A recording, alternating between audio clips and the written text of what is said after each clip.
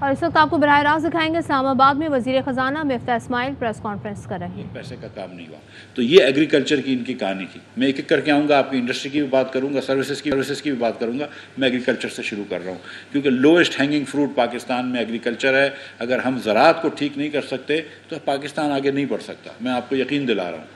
مطلب یہ زرعی ملک ہم اس کو کہتے ہیں, اور $8 بلین کا ہم چیزیں امپورٹ کرتے ہیں. $4 بلین کی ہم نے اس سال کے اندر یہ خوردنی تیل امپورٹ کریں گے. $4 بلین کا.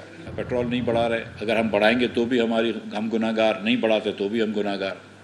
وہ عمران خان صاحب یہ بارودی سرنگ بچھا کے گئے اور یہ خوش ہو رہے ہیں, اس پہ یہ لڈیاں ڈال رہے ہیں. لیکن سوچنا تو یہ چاہیے کہ مسلم لیگ نون کا تو جو بھی اگر آپ سیاسی ڈیمیج کرنا چاہ رہے ہیں, آپ نے پاکستان کی معیشت کس نیش پہ لے کے آ گئے. آج اگر عمران خان کی پالیسیز کی وجہ سے معیشت جو ہے وہ پیٹرولیم اور ڈیزل سبسڈی پہ $120 ارب کا نقصان کر رہی ہے ماہانہ, جو 3 گنا ہے ہماری سویلین حکومت سے, تو اس کا ذمہ دار تو عمران خان ہی ہے نا. اس کا ذمہ دار کوئی اور تو نہیں ہے. آج جب اسد عمر صاحب جا کے کرٹیسائز کر رہے ہیں یا عمران خان صاحب کہہ رہے ہیں کہ روپیہ ڈی ویلیو ہو رہا ہے, تو بھائی ڈی ویلیویشن کنگ تو تم ہو. سب سے زیادہ ڈی ویلیویشن تو آپ نے کری ہے. ہم تو 115 پہ ڈالر چھوڑ کے گئے تھے, آپ جو ہے وہ 180 تک لے کے گئے تھے, 189 پہ لے کے گئے تھے. آپ اس پہ تو اس وقت تو ڈی ویلیویشن پہ آپ لڈیاں ڈالتے تھے کہ ڈی ویلیویشن ہو گئی, بڑا کمال کر دیا. 179 سے 190 سے 182 ایک دن 2 دن میں آیا ہے شہباز شریف صاحب کی وجہ سے, کہ شہباز شریف آئیں گے تو بہتری آئے گی, یہ کانفیڈنس تھا. مگر یہ جو عمران خان صاحب نے جو ہلچل مچا رکھی ہے, جو ایک طوفان مچا رکھا ہے پاکستان میں, جھوٹ کا طوفان مچا رکھا ہے. کبھی پتہ نہیں غدار ہم لوگوں کو کہنا شروع کر دیا. عمران خان کے بقول بغیر عمران خان کے پورا پاکستان غدار ہے. افواج پاکستان کے سربراہ بھی غدار ہیں, وہ بھی سارے افسران غدار ہیں, سارے سیاستدان بھی غدار ہیں, سارے لوگ بھی غدار ہیں, جرنلسٹ بھی غدار ہیں. صرف ایک عمران خان ایماندار رہ گیا, ایک عمران خان اچھا مسلمان رہ گیا, ایک عمران خان اچھا پاکستانی رہ گیا. باقی منحاس القوم ہم لوگ بیکار ہیں سب. تو یہ بڑی عجیب سی وہ ہے. اور یہ جو ادم مچایا ہوا ہے, اس کی وجہ سے پولیٹیکل انسرٹنٹی ہے. آج یہ پولیٹیکل انسرٹنٹی پاکستان میں نہیں ہو تو شہباز شریف جس دن آیا تھا اس دن تو $182 کا تھا, ڈالر ہو گیا تھا. اس کے بعد یہ بات کرتے ہیں کہ ہم نے ایکسپورٹ بڑھایا ہے. بالکل ایکسپورٹ بڑھا ہے, 25% سے ایکسپورٹ بڑھا ہے. اس میں آپ دیکھ لیجئے کہ پرائس افیکٹ کتنا ہے اور کوانٹٹی افیکٹ کتنا ہے. بالکل آپ یہ دیکھ لیجئے. پہلے 3 سال مسلم لیگ گئی تو ان کا ایکسپورٹ ایک پیسہ نہیں بڑھا. پہلے سال ایکچولی کم ہو گیا, دوسرے سال پھر برابر آیا, اور تیسرے سال جب یہ تیسرے سال بھی ہمارے دوسرا سال کووڈ تب کافی کم ہو گیا, تیسرے سال ہمارے برابر آیا. پہلے سال $500 ملین کم تھا ہم سے, دوسرے سال $2.5 بلین کم ہوا, اور تیسرے سال ہمارے لاسٹ ایئر سے $400 ملین بڑھا ہے. اس سال جا کے بڑھا ہے. لیکن آپ پرسنٹیج آف ورلڈ ایکسپورٹ دیکھ لیجئے کہ جب پوری دنیا کا ایکسپورٹ بڑھ رہا ہو تو آپ کا پرسنٹیج آف ورلڈ ایکسپورٹ تو وہیں کھڑا ہوا ہے. امپورٹ 50% بڑھا ہے. تو یہ اس بات پہ بڑے خوش ہوتے ہیں کہ ہم نے ایکسپورٹ 25% بڑھا لیا, جس پہ ہم گزارش کرتے ہیں کہ اس میں پرائس افیکٹ زیادہ ہے کہ $6,000 کی روئی $18,000 کی ہو گئی, تو ٹی شرٹ اور شرٹوں کی قیمت مہنگی ہو گئی. تو پھر امپورٹ بڑھتا ہے تو اس پہ آپ کچھ نہیں بولتے, اس پہ آپ بولتے ہیں یار پرائس بڑھ گئی. تو بھائی پرائس تو دونوں چیزوں پہ بڑھی ہے نا, امپورٹ پہ بڑھی ہے, ایکسپورٹ پہ بھی بڑھی ہے. لیکن امپورٹ 50% بڑھا ہے, ایکسپورٹ 25% بڑھا ہے. تو یہ آپ دیکھ لیجئے, تناظر میں دیکھ لیجئے کہ امپورٹ کیوں بڑھ رہا ہے. بھائی گاڑیوں کے $2 بلین سے زیادہ کے موبائل فون کیوں آ رہے ہیں, خوردنی تیل اتنا کیوں آ رہا ہے, گندم کیوں امپورٹ ہو رہا ہے کیونکہ آپ نے گندم پیداوار نہیں کری. روئی کی امپورٹ کیوں ہو رہی, کیونکہ آپ نے مناسب روئی پیداوار نہیں کری. چینی کیوں امپورٹ ہو رہی ہے, کیونکہ آپ چینی کی بھی امپورٹ کرنے میں ناکام رہے. مطلب یہ بیسک چیزیں جب آپ امپورٹ کر رہے ہیں تو پھر مشینری کی کیا بات کر رہے ہیں. کیا machinery as a percentage of total import بڑھی ہے؟ نہیں بڑھی. آپ نے 1 پیسے کا جو عمران خان صاحب نے جب ان کی حکومت ہم چھوڑ کے گئے تھے, اور انفیکٹ ہمارے چھوڑنے کے 1 مہینے بعد 30 جون 2018 کو پاکستان کا قرضہ تھا $24,952.9 ارب, 24,952.9 ارب. اس کو عمران خان صاحب نے 20,000 ارب سے بڑھا دیا پونے 4 سال میں. 20,000 ارب سے بڑھا دیا. یعنی کہ جتنا قرضہ پاکستان کے پہلے وزیر اعظم لیاقت علی خان نے لیا, اور لیاقت علی خان کے بعد جتنے وزرائے اعظم آئے, اس کے اندر مرزا صاحب تک سویلین وزیر اعظم آتے رہے, محمد علی بوگرا صاحب آئے, آیا چندریکر آئے, دیگر اور لوگ آئے. اس کے بعد ایوب خان صاحب آئے, پھر یایا خان صاحب آئے, پھر بھٹو صاحب آئے, پھر زنل ضیاء آئے, پھر محترمہ بینظیر بھٹو آئیں, پھر نواز شریف آئے, پھر محترمہ آئیں, پھر نواز شریف آئے, پھر مشرف صاحب آئے, ظفر اللہ جمالی آئے, محمد خان جنیجو آئے, شوکت عزیز صاحب آئے, پھر یوسف رضا گیلانی آئے، پھر راجہ اشرف آئے، نواز شریف آئے اور شاہد عباسی آئے اور ناصر الملک آئے، جتنے نے سب نے ملا کے لون لیا، اس 71 سالوں میں اس کا اکیلے عمران خان نے 4.25 سال میں اس کا 80% لون لے لیا۔ وہ آدمی جو قرضہ کم کرنے آیا تھا، وہ 19-20 پرائم منسٹر ایک جگہ، ملٹری ڈکٹیٹرز ایک جگہ، پاکستان کے صدور ایک جگہ، انہوں نے جتنا قرضہ لیا 25,000 ارب روپے، اس کے سامنے 20,000 ارب روپیہ عمران خان 4.25 سال میں لے کے چلے گئے، اور پھر اس کے بعد ہم کو یہ بھاشن دیتے ہیں کہ قرضہ وہ کم کرنے آئے تھے۔ تو تھوڑی سی رعایت تو کرنی چاہیے، تھوڑی سی رعایت تو کرنی چاہیے، تھوڑا سا تو ایمانداری کی ضرورت ہے، کچھ تو کہیں تو سچائی کا ساتھ لے لیں۔ اس کے بعد یہ کہتے ہیں ہم ٹیکس ڈبل کر دیں گے، ماشاءاللہ یہ کہہ کے آئے تھے ٹیکس ڈبل کر دیں گے۔ میں جب وزیر خزانہ چھوڑ کے گیا تھا، جب مسلم لیگ نون چھوڑ کے گئی تھی، تو ہم نے 3842 ارب روپیہ جمع کیا تھا، جو کہ تقریباً ڈبل تھا جو ہم آئے تھے۔ جار صاحب نے پہلے 3 سالوں میں 60% ٹیکس ڈبل کیا تھا، بڑھا دیا تھا۔ ہم نومنل ڈبل کر کے گئے تھے، اور ٹیکس ٹو جی ڈی پی ریشو جو تھا، F B R tax to جی ڈی پی ریشو 8.5 سے بڑھا کر 11.1% پہ لے گئے تھے تینوں سال۔ اور اب یہ چوتھا سال مسلم لیگ جب گئی ہے، 4 سال پی ٹی آئی کو ملے، 2000 ارب روپے کا نیا ٹیکس لگایا، آج تک وہ مسلم لیگ نون کا ٹیکس ٹو جی ڈی پی ریشو نہیں لے کر آئے۔ پہلے سال تو 9.2 پہ گئے، پھر 9.6 پہ گئے، پھر 10.2 پہ گئے، اور اس سال بھی بڑی مشکل سے 11% سے کم ہی آئیں گے انفیکٹ۔ اب یہ میں پرانی جی ڈی پی کی بات کر رہا ہوں، نئی جی ڈی پی میں تو اور بھی کم ہو گئے، تو ٹیکس ٹو جی ڈی پی بھی نہیں لے کر آئے۔ پتہ نہیں کتنے انہوں نے لڑکے سوشل میڈیا پہ لمبے حکومت کے پیسوں پر رکھ لیے جو کہ ان کا کام کرتے تھے، یہ کام ضرور کرا انہوں نے، ہر جگہ پہ بے قاعدگی کری ہے۔ یہ جو پیٹرول کے اوپر سبسڈی دے کے گئے، اس کو فنڈ بھی نہیں کیا، وہ بھی آگے ہم نے کیا ہے، وہ بھی شہباز شریف کی حکومت نے کیا ہے۔ اور شوکت ترین صاحب یہ فرماتے ہیں کہ وہ پتہ نہیں پیسے چھوڑ کے گئے تھے، جدھر سے پیٹرول کی سبسڈی دی، تو مجھے بتا بھی دو کہ بھائی کہاں چھوڑ کے گئے تھے، میں وزیر خزانہ آیا ہوں آپ کے بعد، تو مجھے بتا دو کہ یار یہاں رکھے ہوئے ہیں پیسے، یہ چھوڑ کے جو بتا دیں، مجھے تو نظر نہیں آئے کہیں پیسے کدھر رکھ کے گئے پیسے۔ آئی ایم ایف کے پاس آپ نے دسمبر میں یہ وعدہ کیا ہے، اور آئی ایم ایف سے یہ وعدہ کیا ہے انہوں نے کہ 25 ارب روپے کا پرائمری ڈیفیسٹ ہوگا، اور کوئی مگر 3900 ارب یا تقریباً 4000 ارب گن لیجئے، 4000 ارب روپے کا ٹوٹل ڈیفیسٹ ہوگا، اور 25 ارب روپے کا پرائمری ڈیفیسٹ ہوگا، 25 ارب روپے کا۔ وہ 25 ارب سے بڑھ کر یہ 1320 ارب روپے پہ پہنچ گئے پرائمری ڈیفیسٹ، 54% دور ہو گئے پروگرام سے۔ اب میں کہاں سے 2 مہینے 2.5 مہینے میں شہباز شریف صاحب کی حکومت میں، ان کی لیڈرشپ میں ہماری کابینہ کہاں سے پورا کرے گی؟ 1300 ارب سے ہم 25 ارب کہاں پہ لے کر آ سکتے ہیں؟ نہیں لا سکتے۔ آئی ایم ایف نے پروگرام کے ساتھ ختم کر دیا تھا۔ آئی ایم ایف سے ان کی یہ بس یہ التجا کر رہے تھے کہ ٹویٹ نہ کرو اس بارے میں کہ پروگرام ختم ہو گیا ہے۔ میں آتے ساتھ ہی آئی ایم ایف کے پاس گیا، میں نے کہا یار ہم سے بات چیت شروع کرو۔ انہوں نے کہا ہم کو پولیٹیکل کمٹمنٹ دیں۔ میں نے کہا 1 سال ہم پروگرام بڑھانے کے لیے تیار ہیں۔ انہوں نے کہا ٹھیک ہے پھر بات کرتے ہیں۔ میں نے کہا اب 1 سال پروگرام بڑھاؤ گے تو پھر $2 بلین اور بھی کر لو۔ میں بھی میمن ہوں، مطلب اگر 1 سال اور پس رہا ہوں آئی ایم ایف میں تو پیسے تو بڑھاؤں گا۔ تو انہوں نے کہا چلو ٹھیک ہے اس پہ بھی بات کرتے ہیں۔ انہوں نے مشن بھیج رہے تھے، مشن آ رہا ہے انشاءاللہ ان کا 18 تاریخ کو، اور انشاءاللہ تعالی 18 تاریخ کو قطر میں ہمارے لوگ جا رہے ہیں، ان سے مشن پہ بات کریں گے انشاءاللہ تعالی، اور ہم پوری کوشش کریں گے کہ آئی ایم ایف سے وہ بات کریں۔ جو وعدے میں ہر جگہ پہ یہ کہتا ہوں کہ جو وعدے عمران خان نے بحیثیت وزیر اعظم کے کرے وہ سوورن وعدے تھے پاکستان کے وزیر اعظم کے، وہ وعدے ہم پورے کرنے میں باؤنڈ ہیں۔ وہ جو کہتے تھے کہ سی پیک کو ہم کھولیں گے، ہم ایسی کوئی بات نہیں کر رہے، لیکن جو امپاسبل چیزیں وہ کر کے چلے گئے آئی ایم ایف کے ساتھ۔ آئی ایم ایف کے پاس یہ کیا مان کے گئے تھے یہ بھی بتا دوں۔ شوکت ترین صاحب نے آئی ایم ایف کو کہا تھا کہ ہم 1 پیسے کی سبسڈی نہیں دیں گے، اس کے اوپر ہم 30 روپے لیوی لگائیں گے، اور اس کے اوپر ہم 17% ٹیکس لگائیں گے۔ تو جو شوکت ترین صاحب نے کہا تھا اس حساب سے تو آج 150 روپیہ پیٹرول اور ڈیزل کم از کم بڑھنا چاہیے، ڈیزل شاید 150 روپے سے بھی زیادہ بڑھنا چاہیے۔ اور یہ پی ٹی آئی کے سوشل میڈیا کے لوگ اور کچھ جرنلسٹ جو اپنے آپ کو صحافی کہتے ہیں وہ یہ پھر کاٹ کے میرا ڈال دیتے ہیں۔ میں اس دن بھی یہ کہہ رہا تھا کہ شوکت ترین یہ وعدہ کر کے گئے تھے، میں یہ نہیں کہہ رہا ہوں کہ ہم اتنا بڑھائیں گے، شوکت ترین جو وعدہ کر کے گئے تھے آئی ایم ایف سے، عمران خان کی وزیر نے وہ یہ وعدہ کیا تھا کہ پورا سبسڈی 0 ہوگی، 30 روپیہ لیوی لگے گی، اور وہ سبسڈی اور لیوی لگنے کے بعد 17% ٹیکس لگے گا۔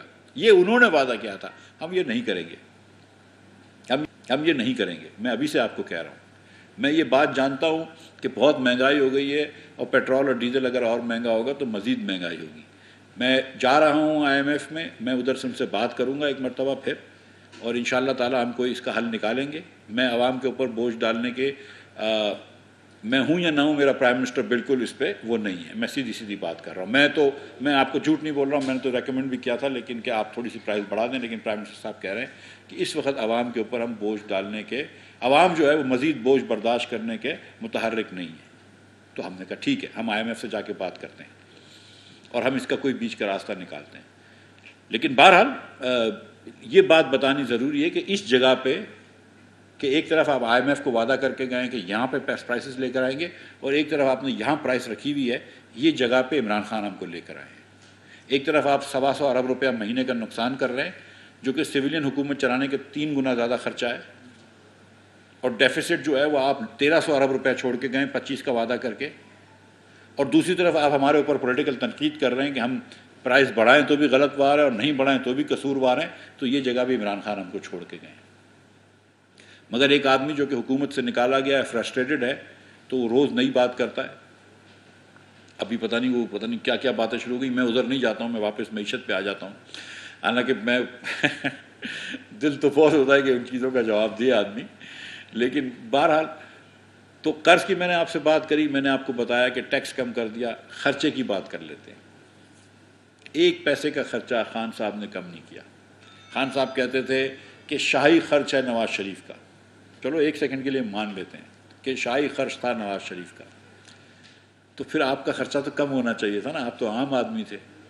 چلو میں 93-99 کروڑ روپے جو انہوں نے پیٹرول پہ ڈگا دی ہیلی کاپٹر کے، وہ بھی معاف کر دیا کہ ہیلی کاپٹر میں بیٹھنے کی عادت تھی. چلو کوئی بات نہیں، ہم نے وہ معاف کر دیا. ابھی KP کا حکومت پہ گھوم رہے ہیں، پہلے وفاقی حکومت کے ہیلی کاپٹر پہ گھوم رہے تھے، وہ ہم نے معاف کر دیا. اس کے باوجود کیا خرچہ کم کیا؟ اور میں آپ کو بتاؤں کس طرح انہوں نے خرچہ کم کیا جو دکھا رہے ہیں. ایکچولی خرچہ بہت زیادہ ہوا ہے، انفلیشن سے ڈبل سے زیادہ بڑھا ہے، ڈبل سے زیادہ انفلیشن سے بڑھا ہے. لیکن خرچہ کم کرنے کا ایک بہترین طریقہ نکالا. پہلے NDMA کو، نیشنل ڈیزاسٹر مینجمنٹ اتھارٹی کو، پرائم منسٹر آفس کے اندر ہوتا تھا تو اس کا خرچہ مل کے گنتے تھے. اس کے بعد انہوں نے بجٹ کے اندر اس کو الگ گننا شروع کر دیا تو پرائم منسٹر آفس کا خرچہ کم ہو گیا. یہ چالاکیوں سے یہ حکومت نہیں چلتی ہے. سنجیدگی سے کام کرنے سے حکومت چلتی ہے. جب آپ 4 میں سے 3 سال LNG منگوانا بھول جاتے ہیں، اور میں بھول ہی کہتا ہوں، تو پھر حکومت چلنی چلتی. جس دن شہباز شریف کی حکومت آئی ہے، 7,500 mega what power plants Pakistan میں بند تھے. 5,500 میگا واٹ اس لیے بند تھے کہ ان کے پاس فیول کے پیسے نہیں تھے یا فیول نہیں تھی. اور 2,000 میگا واٹ پلانٹس اس لیے بند تھے کہ ان کی مرمت وقت پہ نہیں ہوئی تھی. جن کو، اور یہ آپ لوگ سارے میرے بھائی سمجھتے ہیں کہ سردیوں میں پاکستان میں ڈیمانڈ بجلی کی کم ہوتی ہے، گرمی میں بہت زیادہ ہوتی ہے. تو جب آپ کو مینٹیننس کرنی ہوتی ہے، اور ان مشین بڑے ہائی ٹیک مشین ہوتے ہیں تو مینٹیننس کرنی ہوتی ہے، تو آپ سردیوں میں مینٹیننس کر لیتے ہیں تاکہ گرمیوں میں یہ خراب نہ ہو. یہ چھوٹی موٹی کارخانے والے بھی ہوتے ہیں نا، وہ بھی یہ بات سمجھتے ہیں کہ آپ مطلب آف سیزن میں مینٹین کر لیں. ان بھائی لوگوں نے کسی چیز کو مینٹین نہیں کیا، اور انہوں نے ہی کر دیا. اگر آپ کو یاد ہے کہ ایک مرتبہ پورے پاکستان میں بجلی چلے گئی تھی تو عمر ایوب صاحب آئے، ان سے پوچھا کہ کیا وجہ ہے بجلی چلے گئی. انہوں نے کہا یہ نہیں پتہ، لیکن غلطی نواز شریف کی ہے. تو اور پھر وہ کیا ہوا پتہ چلی کہ وہ مینٹیننس کرتے ہیں، اس کو تھوڑا سا وہ آئل ڈالنا، لوبریکنٹ ڈالنا ہوتا ہے، وہ ڈالنا بھول گئے تھے، بجلی چلے گئی. لیکن ظاہر ہے کہ غلطی نواز شریف کی تھی. نواز شریف کو ایک آدمی چھوڑ کے جانا چاہیے تھا کہ جو کہ کام کرتا. عمران خان صرف تقریریں کرتا، تو وہ نہیں ہوا. تو یہ اس قسم کی معیشت کے بعد آج اگر آ کے ہم کو یہ لیکچر دے رہے ہیں کہ معیشت کس طرح چلاؤ، آج اگر آ کے مجھے یہ بتا رہے ہیں کہ ڈیویلیویشن برا ہوتا ہے، تو ڈیویلیویشن 1 مہینے پہلے برا نہیں ہوتا تھا، ڈیویلیویشن آج سے برا ہو رہا ہے. مجھ کو آج یہ بتا رہے ہیں کہ انفلیشن برا ہے. اس دن حماد اظہر صاحب کہتے ہیں کہ آٹے اور ٹماٹر کی پرائس بڑھ گئی. میں کہا چلو کفر ٹوٹا خدا کر کے. عمران خان تو کہہ رہا تھا کہ میں ٹماٹر کی پرائس دیکھنے ہی نہیں آیا ہوں. تو میں تو اس وقت بھی کہہ رہا تھا کہ شہباز شریف ٹماٹر کی پرائس کا ذمہ دار ہے. مفتاح اسماعیل تو خیر وہ ادنا سا منسٹر ہے، لیکن شہباز شریف کی تمام ذمہ داریاں ہیں. ٹماٹر کی پرائس پاکستان میں بڑھتی ہے، مرغی کی پرائس بڑھتی ہے، پیٹرول کی پرائس بڑھتی ہے، کسی چیز کی پرائس بڑھتی ہے. ہماری ذمہ داری ہے، من اصل کابینہ ہماری ذمہ داری ہے. اور انشاءاللہ تعالیٰ ہم یہی کرنے آئے ہیں، عوام کی زندگی آسان بنانے آئے ہیں اور بنائیں گے. اور معیشت کے اندر میں آپ سے یہ جو میں آپ کو پیغام دینے آیا ہوں وہ یہ ہے کہ اس وقت حکومت کا پیٹرول کی پرائس بڑھانے کا کوئی ارادہ نہیں ہے. تو آج آپ کوئی ایئرپورٹ پہ باہر جا کے لائنیں نہ لگائیں. पेट्रोल पंप पे डीजल की और पेट्रोल के प्राइस नहीं बढ़ रही। नंबर मैं दोपहर से बता रहा हूँ ताकि लोग गर्मी में जाके लाइनें ना लगाएं। और नंबर 2 वहीं रहेंगी। और नंबर 2 मैंने समरी भेज दी है प्राइम मिनिस्टर साहब को। प्राइम मिनिस्टर साहब नहीं है, लेकिन जो मुझे कभी उम्मीद है कि प्राइस नहीं बढ़ेगी। और नंबर 2 जो मैं गुजारिश करने आया हूँ वो ये है कि हम ये बात जानते हैं कि क्या हालात हैं पाकिस्तान के। IMF से इंशाअल्लाह ताला हम मुज़ाकरात करेंगे और मैं आपको यकीन दिला रहा हूँ कि हम IMF के साथ मिलकर खुश उसलूबी से मामलात को हल करेंगे और इंशाअल्लाह ताला महंगाई पे काबू पाएंगे। और ये बात दुरुस्त है, मैं आपको सच बता रहा हूँ कि इस किस्म की ऑयल प्राइसेस हैं तो फ्यूचर में oil price petrol prices adjust होंगी, डीजल प्राइसेस एडजस्ट होंगी। हम दुआ करें अगर पेट्रोल की प्राइस दुनिया भर में ऑयल की प्राइस कम हो जाती है तो फिर करने की ज़रूरत नहीं होगी, लेकिन अगर नहीं कम होगी तो कभी ना कभी एडजस्ट करनी पड़ेंगी मुझे। मैं भी इधर आके करूँगा, इसमें कोई गुनाह की बात नहीं है, मैं आपको अभी बता रहा हूँ। लेकिन आज वो करने की नौबत नहीं है। मैं ये भी बताने आया हूँ। और दूसरी गुजारिश ये है कि हमारे PTI वाले भाई जो है वो हमको बहुत सारी चीज़ों पे उनको लेक्चर देना चाहिए। हमको बताना चाहिए कि सोशल मीडिया किस तरह चलता है, हमको बताना चाहिए कि फ़ेक अकाउंट्स किस तरह चलते हैं, हमको बताना चाहिए कि ये पैसों के ऊपर तैनाती किस तरह करते हैं, पोस्टिंग ट्रांसफ़र्स किस तरह करते हैं, हमको बताना चाहिए कि बड़े बड़े लोगों के जहाज़ इनको किस तरह मिलते हैं। हमको बहुत सारी चीज़ें सिखानी चाहिए कि 2-2 साल के अंदर रियल इस्टेट के अंदर लोगों ने अरबों रुपए कैसे कमा लिए और पता चली कि कभी टैक्स फॉर्म नहीं भरे, लेकिन पता चली 20-20 साल से वो रियल इस्टेट में काम कर रही थी। ये सब चीज़ें हमको सिखा सकते हैं। मईशत के बारे में हमको ना बताओ, खुदा का वास्ता है। ये मईशत का जो आप हाल करके गए उसके बाद हमसे मईशत के बारे में बात ना करो। शुक्रिया। सर 2-3 छोटे सवाल हैं। मुझे ये भी बयानिया बनाया जा रहा है कि पाकिस्तान शायद श्रीलंका बनने जा रहा है। नेट मुझे बता दें जो स्टेट बैंक के रिजर्व है, अगर डिपॉजिट आप निकालते हैं तो नेट रिजर्व कितने आते हैं? दूसरा, आपके कुछ वजीरों ने कहा कि $140 मिलियन लंदन से आए थे, आपने वो तलाश करनी है किस अकाउंट में है वो। सेकंड, ये जो आप प्राइसेस ये लंदन में फैसला हुआ है कीमतें ना बढ़ाने का या इधर फैसला हुआ? जी इसमें से छोटा सवाल कौन सा था? छोटे से ठीक है। हाँ, पहले मैं आपसे गुजारिश देखें मैं तो ऐसे ही अदरा मजाक कह रहा था। 3 सवाल आपने पूछे। पहला सवाल ये था कि डिपॉजिट स्टेट बैंक के रिजर्व जो थे वो 10.4 या 10.3 बिलियन डॉलर्स हैं। डिपॉजिट्स आपको भी पता है सनाउल्लाह साहब के कितने? नहीं आपको पता है, स्टेट बैंक की वेबसाइट पे भी है। मुझे जवाब देना। और दूसरा, आप ये भी जानते हैं सर कि हुकूमत पाकिस्तान के पास काफ़ी कर्ज है, ये बात दुरुस्त है, लेकिन पाकिस्तान के वसाइल देखिए यार, हमको श्रीलंका से आप कंपेयर नहीं कर सकते। उनके रेशोज़ बहुत आउट थे। मैं समझ रहा हूँ कि हमारे यहाँ इस वक्त थोड़ी डिफ़िकल्टी है, लेकिन ये कि हम उन्होंने तो IMF को ठुकराया था, हम IMF के प्रोग्राम में जाएंगे। मैं तो आपसे इस वक्त कह रहा हूँ कि मैं कल परसों IMF का प्रोग्राम इंशाल्लाह हम बातचीत शुरू करने वाले हैं। हमारे सेक्रेटरी फाइनेंस जाएंगे, मैं भी चले जाऊँगा वक्त पे कतर, और मैं जाऊँगा अगले हफ्ते तक IMF से, और इंशाल्लाह खुश उसलूबी से इसको तय करेंगे। मैं ये कह रहा हूँ। और मैं ये भी नहीं कह रहा हूँ कि हम कभी भी प्राइस नहीं बढ़ाएंगे। मैं कह रहा हूँ कि आज नहीं बढ़ाएंगे, हम इसको कभी भी एडजस्ट कर सकते हैं, ये बात भी कह रहा हूँ। तो उधर बिल्कुल ना जाइए, बिल्कुल मैं IMF से बातचीत कर रहा हूँ, उस हिसाब से कर लेंगे हम। नंबर 1। नंबर 2, आपने सवाल पूछा कि वो $140 मिलियन आए थे, वो किस अकाउंट में? भाई ये तो देखिए, कुछ चीज़ें मैं एज अ मिनिस्टर आपको कह सकता हूँ, कुछ चीज़ें आप लोग जय्यद जर्नलिस्ट हैं, आप लोग ज़रा मालूम करें ना कि ऐसे ही मैं आपसे पूछ रहा हूँ कि आपके पास शायद $140 मिलियन पाउंड ना हो, लेकिन अगर मैं आपके एक जब्त करे हुए $140 मिलियन पाउंड आपको वापस कर देता हूँ तो शायद आप भी मुझे कुछ फेवर तो करते होंगे ना। मैं फी सबीलिल्लाह तो नहीं करूँगा ऐसा काम, राइट? और अगर कर रहा हूँ तो बड़ी अजीब सी बात है कि जितने पैसे आप पूरे बेनज़ीर इनकम सपोर्ट प्रोग्राम में देते हैं, जिसको एहसास को देते हैं, आपने एक फ़र्द वाहिद को 1 साल में दे दिए, तो कोई ना कोई वजह तो होगी। तो ये मुझे सर मैं ठीक है, आप ले लेना मलिक रियाज का नाम, मैं क्यों लूँ? आप ले लें मलिक रियाज का नाम, ठीक है। अच्छा, दूसरी बात है, अगर वो नाम है, मैं तो ये सिर्फ कह रहा हूँ कि 140 मिलियन आए थे हुकूमत पाकिस्तान के पास, वो किस अकाउंट में? हुकूमत पाकिस्तान के फेडरल गवर्नमेंट के अकाउंट में नहीं गए, मैं ये कह रहा हूँ, ठीक है। नंबर 1। और तीसरी बात, आपने जो तीसरा सवाल पूछा है, देखिए यार, काबीना का फैसला, देखिए मैं आपको बताऊं, अभी मैंने समरी भेजी है प्राइम मिनिस्टर साहब को अपनी तरफ से, میں اس کا پروسیس بتا دوں کہ اوگرا ایک سمری نکالتی ہے، پچھلے 15 دن کی جو حکومت کا خرچہ ہوتا ہے، حکومت کی جو ایکچوئل پیٹرولیم امپورٹنگ کمپنی کی جو کاسٹ ہوتی ہے اس بیسس پہ وہ پیٹرولیم وزارت کو بھیجتی ہے، وہ فائنانس منسٹر کو بھیجتی ہے، فائنانس منسٹر آگے وہ سمری اپنے کامنٹس لکھ کر پرائم منسٹر کو بھیجتا ہے. جو صاحب پرائم منسٹر صاحب فیصلہ فرمائیں گے وہ ہم آپ کو دے دیں گے. میرا یہ جو پرائم منسٹر صاحب سے میری بات چیت ہوئی ہے، مجھے یہ پتا ہے کہ آج وہ پرائس بڑھانے کے موڈ میں نہیں ہیں. مجھے انہوں نے کہہ دیا کہ مفتاح آج میں پرائس نہیں بڑھاؤں گا. وہ ابھی آئے بھی نہیں ہیں پاکستان کے اندر، آج ان کا انتقال بھی ہو گیا ہے اب کل مذہب سے شیخ صاحب کا. تو پرائم منسٹر صاحب آئیں گے تو میں کل ان کے ساتھ بیٹھ جاؤں گا، بات کر لوں گا. وہ آج راستے میں مجھ سے بغیر میٹنگ کرے یہ فیصلہ نہیں فرمانا چاہتے تھے. بس ہو گیا سوال.